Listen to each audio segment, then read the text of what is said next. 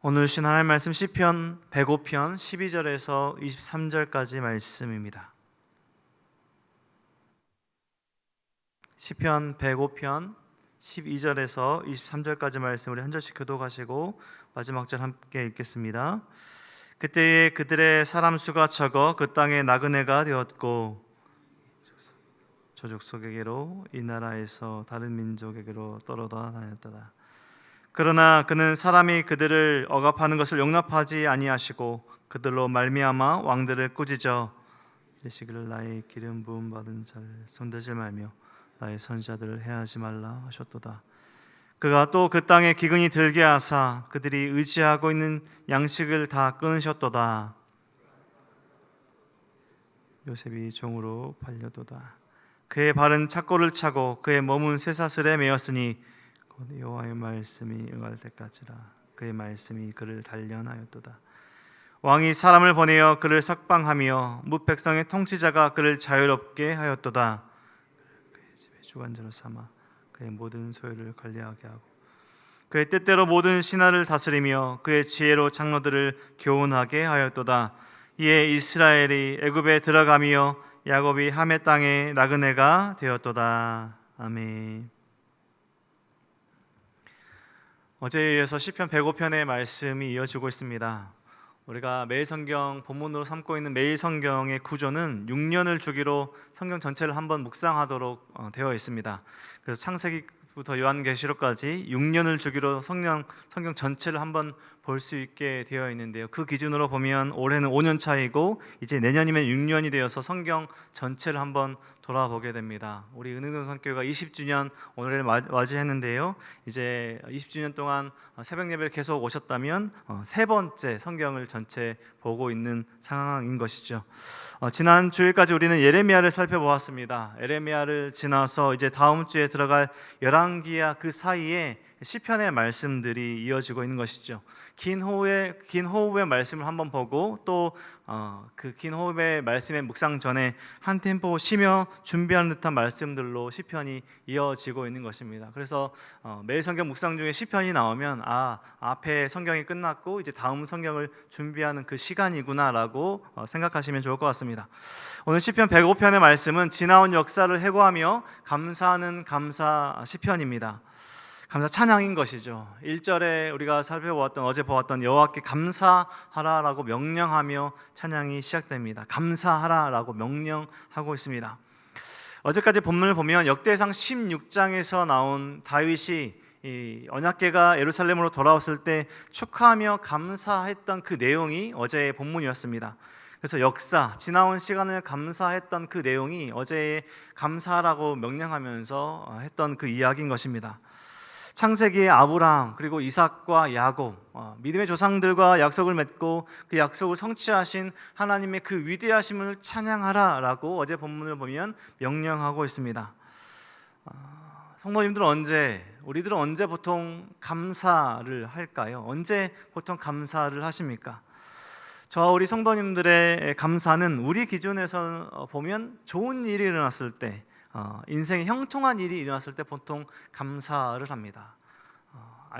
자녀들이 입학을 하거나 합격을 하거나 승진을 하거나 퇴원을 하거나 이런 축하받을 일이 있을 때 우리가 감사하고 노래를 하게 되는데 시편은 성경은 계속해서 우리에게 전하는 이야기는 고난 중에도 감사하라, 약함 중에도 감사하라라고 명령합니다. 고난 중에도 감사하라. 우리 성도님들 이 말씀이 적용되시고 그렇게 살아가고 계십니까? 또 기대하는 바는 우리 성도님들 그렇게 살아가고 계신 성도님들이 많이 계실 줄 믿습니다. 어려움 중에도 감사드리는 것, 나의 연약함에도 감사드리는 것. 좋고 축하받을 일이 있을 때는 누구나 감사할 수 있습니다. 하지만 고난 중에 연약함 중에 나의 모든 것이 소망이 무너진 그 절망의 때에 감사드리는 일은 그 동안에 하나님께서 얼마나 주셨는가, 은혜를 주셨는가를 돌아볼 수 있는 힘이 있을 때, 하나님께서 주신 그 사랑과 은혜를 바라볼 수 있는 믿음의 눈이 있을 때 그렇게 감사할 줄 믿습니다. 이미 하나님께서 큰 일을 이루셨기 때문에, 하나님께서 우리에게 이미 큰 은혜를 주셨기 때문에 우리는 우리 삶에 좋은 일, 형통한 일이 일어나지 않는다 하더라도 그저 오늘 하루가 평범하게 지나가더라도, 또 어려운 일이 있을지라도 고난과 역경 중에도 감사해야 한다라는 것입니다. 오늘 본문을 보면 그 대표적인 사람으로 요셉을 이야기합니다. 오늘 우리가 함께 12절 말씀을 읽었는데요, 12절에 나그네라는 단어를 사용하고요, 17절에 그 대표적인 사람으로 요셉이 종으로 팔렸도다, 요셉의 이야기를 하고 있습니다. 그리스도인의, 우리 성도들의 세상에서의 기본적인 삶의 태도는 바로 나그네 정신입니다. 나그네 된 마음이라는 것이죠. 지금 자신이 나아가는 그 땅에 잠시 머무는 여행자, 나그네라는 그런 마음으로 살아가는 것입니다. 우리 여행을 종종 가죠. 여행을 가면 아무리 좋은 곳, 아무리 좋고 좋은 환경에 가다 하더라도 우리가 좋은 시간을 보내고 집으로 돌아옵니다. 이미 여행을 시작한 그 날부터, 그 순간부터 돌아가는 일은, 돌아갈 계획이 되어 있습니다. 여행지에서는 우리는 그곳에 머무르려고 하는 사람들이 아니라 돌아가려고 하는 나그네인 것이죠. 우리 성도들의 삶의 기본적인 태도는 돌아갈 본향이 있는 이 땅에서 나그네로 살아가는 것입니다. 세상에 살고 있지만 세상에 물들지 않고 머물러 있지 않고 저 천국, 우리의 본향으로 나아가는 것을 알고 살아가는 삶입니다. 요셉은 그 누구보다 나그네 인생을 경험했습니다. 수많은 인생의 고난을 겪었지만 그 고난은 하나님의 약속을 성취하는 그 하나하나의 고난과 그 시간들이 은혜가 되었습니다. 성경에, 그리고 역사에 만약은 없지만요, 만약에 요셉이 애굽으로 노예로 팔려가지 않았더라면, 노예의 신분으로 어려움을 겪고 감옥에 끌려가지 않았더라면, 애굽의 기근이 심하지 않았더라면, 요셉 이후의 시대 요셉을 알지 못하던 왕이 일어나지 않았더라면, 우리가 알고 있는 출애굽은, 모세와 그 출애굽 사건, 광야의 시간들은 있지 않았을 것입니다. 출애굽은 우연히 또 갑자기 일어난 일이 아니라요, 이미 하나님께서 창세기 15장 13절에서 아브라함에게 하신 약속의 말씀입니다. 너의 자손들이 애굽 땅에 내려가 400년 동안 있다가 돌아올 것이다 라고 이미 창세기에 하셨던 말씀이 출애굽기에서 이루어졌던 것이죠. 그 약속의 첫 단계가, 그리고 필요했던 일이 요셉이라는 그 한 사람이 애굽으로 내려가는 일이었습니다. 그것도 형들에게 팔려갔습니다. 노예로 끌려갔습니다. 얼마나 참혹한 일입니까? 다른 사람들도 아니고요, 형제들에 의해서 팔림을 당합니다. 아버지가 사랑하는 막내 아들을 한순간에 잃고 험악한 시간을 보내게 됩니다. 어린아이, 자녀를, 사랑하는 아들을 잃은 아비의 그 고통스러운 마음이 우리가 헤아려질까요? 우리 인생의 편에서 보면 다 고통이고 고난뿐인 것 같아 보이지만 하나님은 그 고난과 역경을 통해서 더 큰 은혜를 준비하십니다. 요셉은 애굽에 가서도 거룩하게 살아가다가 그 거룩함 때문에 고난을 당하게 됩니다. 하지만 그 고난 중에도 거룩함을 지키면서 자신에게 온 그 순간순간의 기회들을 통해서 감옥에서 왕궁까지 올라가는 말 그대로 기적을 경험하게 됩니다. 감옥에 있을 때 요셉이 자신이 왕궁에 가서 왕과 함께 일할 것이라고 감히 생각할 수 있었을까요? 성경의 첫 책인 창세기의 마지막 부분은 그 요셉의 이야기, 요셉이 살았던 그 이야기와 죽음으로 이야기가 마무리가 됩니다. 오늘 본문의 그 누구보다 나그네 된 삶을 가장 잘 이해하고 보여주는 요셉의 이야기, 나그네 된 삶을 이야기하며 우리가 그렇게 그런 어려운 삶을 살아가더라도, 고난과 역경의 삶을 살아가더라도 감사하라 라고 명령하고 있는 것입니다. 말로 닿을 수 없는 큰 고난과 역경을 겪었지만 그 고난을 통해서 민족이 구원을 경험케 되는 그 기적을 하나님께서 보이셨던 것이죠. 이러한 말씀들은 예수님의 그 십자가의 길, 고난의 길을 생각하게 합니다. 그 십자가의 길과 고난의 길은 우리 모든 성도들이 구원을 받게 되는 그 십자가의 그 역설의 은혜를 미리 경험케 하신 것이죠. 미리 보이신 것입니다. 사랑하는 제자들에 의해 팔리시고 배신당하시고 버림당하시고 십자가에 죽임당하신 그 참혹한 고난을 겪으신 예수님의 그 사랑이 바로 그 역설로 우리가 구원받게 되는 그 은혜의 길이었다는 것입니다. 우리는 우리의 삶의 어떠함이 아니라 우리가 삶의 형통함과 우리의 삶의 어려운 그 순간과 우리 삶을 바라보는 것이 아니라 우리는 이미 우리에게 은혜를 베푸신 하나님께 감사 찬양 올려드려야 한다라고 성경은 오늘 본문은 명령하며 이야기하고 있는 것이죠. 범사에 감사하라. 이 모든 일은 형통한 일, 좋은 일만 말하는 것이 아닙니다. 오늘 본문은 그렇게 말씀하고 있습니다. 말씀을 또 마무리해 보겠습니다.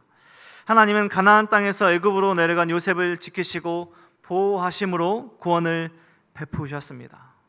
애굽 땅에서 나그네 중에 나그네, 사실 나그네라는 말도 좀 좋은 표현이죠. 감옥에 끌려가고 노예로 살아갈 만큼의 그런 엄청난 고난을 겪었습니다. 하지만 그 고난의 인생의 그 어려움을 통해서 구원의 길, 민족이 구원케 되는 은혜의 길을 여셨던 것입니다. 우리는 그리스도인들은, 성도들은 나그네 된 삶으로 부르심, 초청을 받았습니다. 나그네의 삶은, 우리 세상에서 나그네로 살아가는 성도들의 삶의 방식은 세상과 다른 삶의 모습으로 살아갑니다. 그것이 한 단어로 표현해 보면 거룩이죠. 구별된 삶을, 우리가 억지로 살아가는 것이 아니라 말씀대로 살아가다 보면 구별된 삶을 살아갈 수밖에 없습니다. 거룩한 삶을 살아갈 수밖에 없습니다. 아브라함과 이삭과 야곱, 요셉의 삶에 어려움은 찾아왔지만 그 어려운 삶 가운데서도 지키시고 보호하심으로 하나님은 약속을 성취하십니다. 그리고 그 하나님은 오늘도 여전히 우리 성도들을, 저와 우리 성도님들을 지키시기로 약속하신 그 사람들을 통해서 일하십니다. 그 성도들, 그리스도인들, 우리들을 지키시고 보호하십니다. 연약함과 그 약함을 통해서 말씀하시고 하나님의 사랑과 은혜가 우리 성도님을 통해서 흘러가게 하고 계십니다. 시편 105편이 지나온 길을, 역사의 길을 회고하며 돌아오는 이유는 딱 한 가지, 감사하기 위함입니다. 저와 우리 성도님들도 살아갈 때는, 그 한 지점에 오늘 하루를 살아갈 때는 잘 보이지 않지만 돌아보면 보이는 하나님의 그 은혜와 섭리, 사랑이 있습니다. 하나님께서 그렇게 은혜를 베푸셨기 때문에, 내 인생에 저는 어려움이 있었기 때문에 오늘이 있는 것이구나.